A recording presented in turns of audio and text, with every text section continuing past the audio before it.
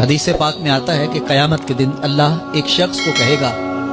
کہ اپنا نامہ اعمال پڑھ، تو وہ نامہ اعمال پڑھنے لگ جائے گا۔ تو نامہ اعمال کے اندر چھوٹے گناہ بھی ہوں گے، بڑے گناہ بھی ہوں گے، تو اللہ سے حیا کرتے ہوئے، شرم کرتے ہوئے وہ بڑے بڑے گناہوں کو چھوڑتا جائے گا اور چھوٹے چھوٹے گناہوں کو پڑھتا رہے گا۔ جب وہ سارے گناہ پڑھ چکے گا اور کتاب ختم ہوگی تو اللہ تعالیٰ اس سے فرمائے گا، میرے بندے تو نے یہ جتنے گناہ پڑھے ہیں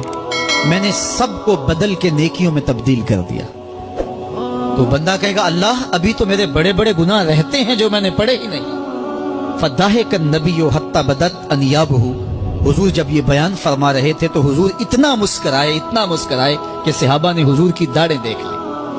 تو پہلے وہ بڑے بڑے گناہ چھوڑے جا رہا تھا، لیکن جب اللہ فرمائے گا کہ میں تیرے گناہوں کو بدل کے نیکیوں میں تبدیل کر دیا